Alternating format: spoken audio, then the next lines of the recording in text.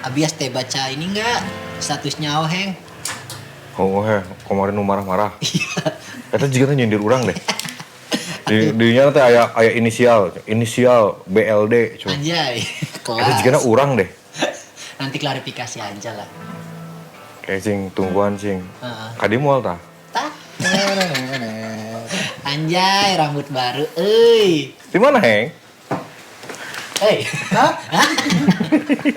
Pantes. Non. Biasa, Oheng teh bikin status nyindir siapa? Itu nyindir urang lo. Urang sampai ke galing ya, Bu. Nah, Yo. Rasakeun we tuh. Anjay, kelas. Urang aja asup ka dieu make nu kieu ge ameh teu ngadenge omongan tetangga. Jeung omongan marane. Geus lah, sok lah yang ngobrol doang lah aing mah. itu beda naon nih. Beda naon diklarifikasi heula urang salah naon. Iya, mere amplop 2 ya. Niatna mah mere THR. Betul. Oh, emang bener. Ke Pak Ustad kan niat bae eta teh. Encan sampekeuna urang apal gitu. Kasih cing aya duitan ke urang eueuh. Duh, piraku. Kosong. Nya cing, saksina mangkana urang kan balik panderinya kamari. Iya. Ieu puasa ya urang. Ieu puasa ya. Jujur ya. Oke. Itu kan gitu. Emang ya, cing? Kosong. Kosong. Saya aja yang ada uang. Tapi kan cek Pak Ustaz gini penting niat. Lo penting kan niat, nah bos. Assalamualaikum. Waalaikumsalam.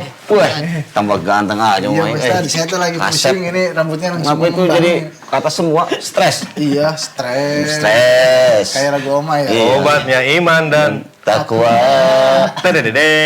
Stres. Stres. Tapi darahnya darah muda, masih darah muda. Iya dong, darah muda, darahnya para remaja. Terlalu. Apalagi sok aja yuk. Cukup sekali. Aku merasa Asik. kegagalan cinta. Suka liriki. Malah jadi tongkrongan nyanyi ini. Posat, apa status nyindir saya ternyata. Waduh. Cuma saya kan terus sengaja, ternyata amplop nu dikasih ke Oheng teh kosong. Kosong. Yang THR kemarin. Iya. Kosong. Iya, bilangnya dia cuma niatnya aja. Yang penting kan niatnya udah bagus lain. Nah, Pak Ustadz kan belum ya? Dia Belum. cuma niatnya aja. Tenang aja Pak Ustadz. Acara Sama tuh sih. puasa lagi lila kene. Kan pernah diajarin Rido kan. Iya. Aduh. Biar dirahmati. Betul. Oh, kesana lagi. Iya, Nggak kita tahu tahu. nih. Iya. Obrolan kemarin jangan dibawa-bawa lagi lah Iya. Pak Ustadz. Tapi saya semalam tuh yang lihat status dia teh kayak nyindir saya teh kayaknya teh asal nafsu teh. Oh, gitu. Nafsu gitu mau dihubungi langsung tapi bisi bukan saya. Mau diminta klarifikasi. Iya. Tapi iya. Lagi lihat tema ya. Iya, awalnya mah suka berkesimpulan sendiri gitu loh.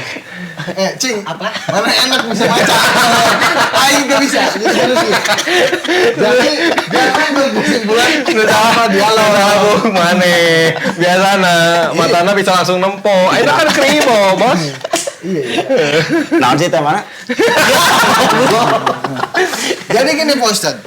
Tema sore ini ada. Cing baca. Ini kan kita tuh nggak boleh berkesimpulan tanpa dialog gitu. Oh, iya itu bahaya itu. Tuh kan. Tidak boleh menyimpulkan. Oh, Sesi dialog. Ya kan harusnya mah ya ketika amplop kosong teh ngomong dulu gitu. Jadi orang mah kosong. Iya, malah Saya bikin kan status. lupa. Iya, harusnya mengklarifikasi Duh, dulu. langsung update status sampai sa RT nanyain eta soheng kunaon cenah ribut sugan gitu. Iya. Yo, saya langsung bilang aja ke warga-warga juga rasakan we lah. Gitu. Tapi memang bahaya ya yang kayak gitu tuh. Suka gampang menyimpulkan seolah-olah merasa yang paling tersakiti, tersangka gitu ya. Jadi ingat ada satu kisah nih. Jadi ada namanya Usama bin Zaid, sahabat Nabi nih. Ini Usama bin Zaid ini ditunjuk jadi panglima perang itu dalam usia yang sangat muda. Kalau sekarang kan di Indonesia ada itu ya, yang lagi muda itu, yang lagi viral. Wapres. Ya, kalau Wapres memang udah jelas muda dia. Ini apa? Mayersnya. Tapi kan belum waktunya. Lanjut Pak Ustadz. Nah, Usama bin Zaid ini Iya. pernah cerita begini. Aku pernah diutus dalam satu misi perang itu oleh Rasulullah ke satu daerah yang namanya tuh daerah Al-Khuraqoh. Jadi Al-Khuraqoh daerahnya tuh ya. Itu dia ada peperangan melawan kaum kafir di situ, kaum musyrik. Kaum kafir, Musyrik. Ya, kaum musyrik. Bahayanya. Parah. Saya masih gedek masalahnya, kamu kosong udah aja. Lanjut. Ustaz. Banyak jadi galing. Jadi lupa lagi. Usama bin Zaid itu di Al-Khuraqoh diutus ya.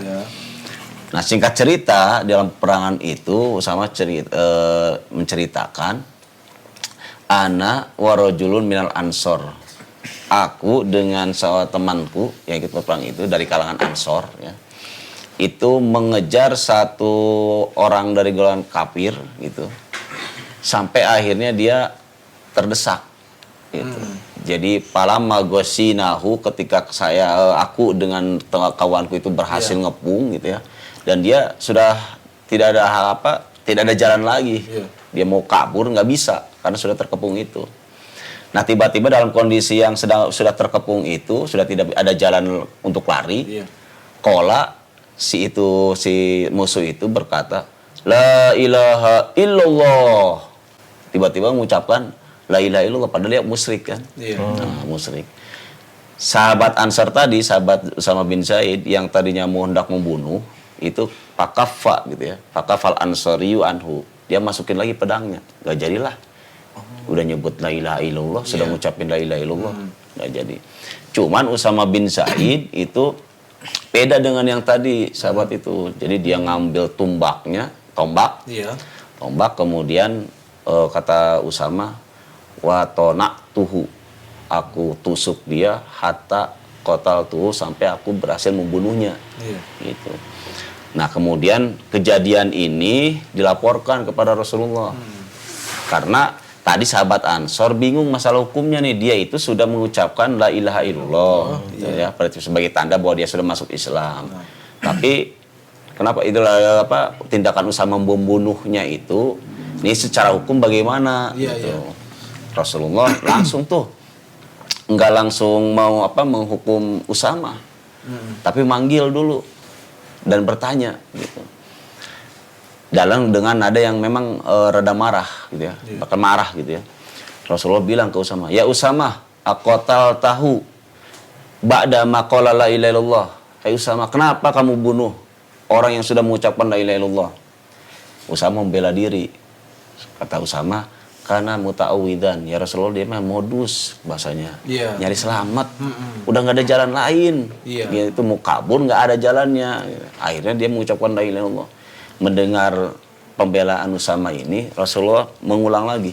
Ya Usama, aqatal tahu badama qala la ilaha illallah. Kenapa kamu bunuh orang yang sudah mengucapkan la ilaha illallah? Diulang terus. Itu bahasa di situ pamazala yukarriruha. Rasulullah terus mengulang sampai 3 kali. Kata Usama, ya Rasulullah, dia itu sudah banyak membunuh kaum muslim.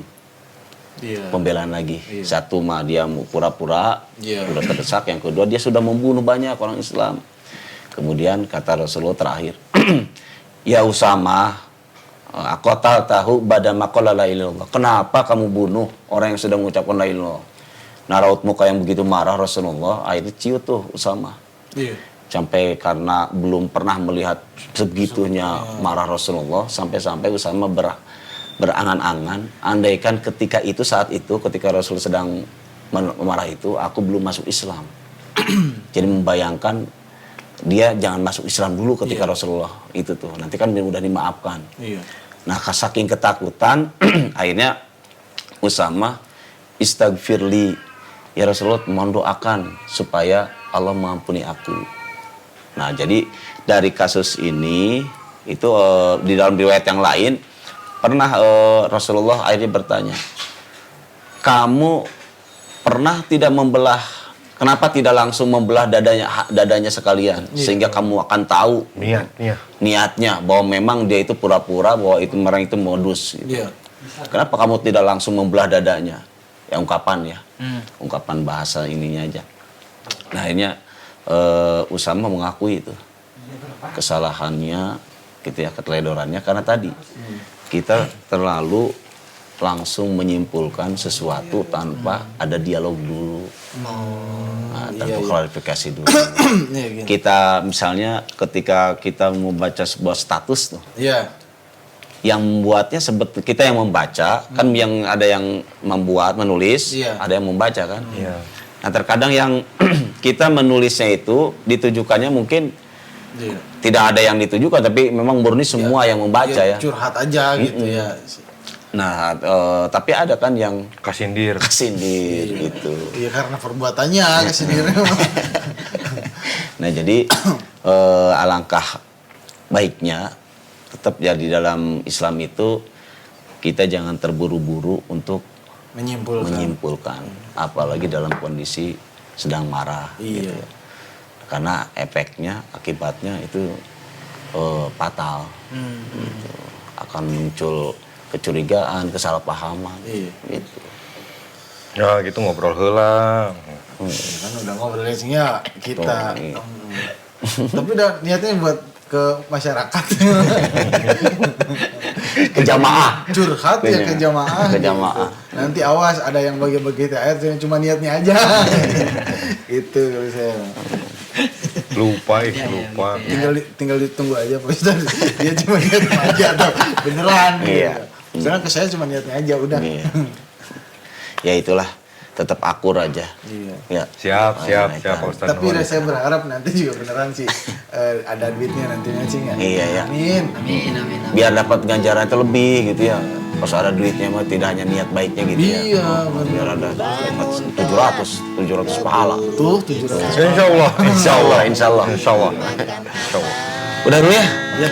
Perluan Mas. Iya, Ustaz, ini game mau maghrib nih bentar lagi. Iya, mau adzan nih. Nanti saya mau sholat. Iya, ya. Assalamualaikum. Waalaikumsalam warahmatullahi wabarakatuh. Kayaknya orang pola Ngabah Siap.